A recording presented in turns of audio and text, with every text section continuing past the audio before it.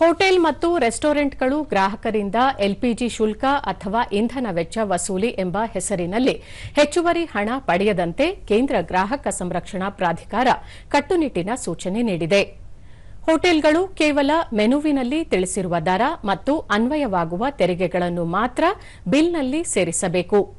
ಅಡುಗೆ ಅನಿಲ ಅಥವಾ ಇಂಧನದ ದರ ಏರಿಕೆಯ ನೆಪದಲ್ಲಿ ಪ್ರತ್ಯೇಕ ಶುಲ್ಕ ವಿಧಿಸುವಂತಿಲ್ಲ. ಹೋಟೆಲ್ ನಡೆಸಲು ತಗುಲುವ ಎಲ್ಲಾ ವೆಚ್ಚಗಳನ್ನು ಮೊದಲೇ ಆಹಾರದ ದರದಲ್ಲಿ ಸೇರಿಸಿರಬೇಕು. ಗ್ರಾಹಕರಿಗೆ ಬಿಲ್ ನೀಡುವಾಗ ಅನಿರೀಕ್ಷಿತವಾಗಿ ಯಾವುದೇ ಹೆಚ್ಚುವರಿ ಶುಲ್ಕಗಳನ್ನು ಹೇರುವಂತಿಲ್ಲ ಎಂದು ಹೇಳಿದೆ.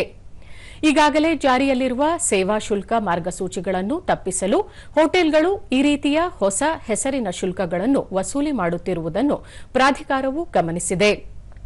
ಒಂದು ವೇಳೆ ನಿಮ್ಮ ಬಿಲ್ನಲ್ಲಿ ಇಂತಹ ಕಾನೂನುಬಾಹಿರ ಶುಲ್ಕಗಳನ್ನು ಸೇರಿಸಿದ್ದರೆ ಮೊದಲು ಹೋಟೆಲ್ ಅಥವಾ ರೆಸ್ಟೋರೆಂಟ್ ಸಿಬ್ಬಂದಿಗೆ ಬಿಲ್ನಿಂದ ಆ ಶುಲ್ಕವನ್ನು ತೆಗೆದುಹಾಕಲು ಗ್ರಾಹಕರು ತಿಳಿಸಬೇಕು. ಒಂದು ವೇಳೆ ಅವರು ಒಪ್ಪದಿದ್ದರೆ ರಾಷ್ಟ್ರೀಯ ಗ್ರಾಹಕ ಸಹಾಯವಾಣಿ ಸಂಖ್ಯೆ 1915ಕ್ಕೆ ಕರೆ ಮಾಡಿ ದೂರು ನೀಡಬಹುದು ಅಥವಾ ಎನ್ಸಿಎಚ್ ಮೊಬೈಲ್ ಆಪ್ ಬಳಸಬಹುದು. ನೇರವಾಗಿ ಜಿಲ್ಲಾಧಿಕಾರಿಗಳಿಗೆ ಅಥವಾ ಸಿಸಿಪಿಎಗೆ ಲಿಖಿತ ದೂರು ನೀಡಲು ಅವಕಾಶವಿದೆ ಎಂದು ಹೇಳಿದೆ.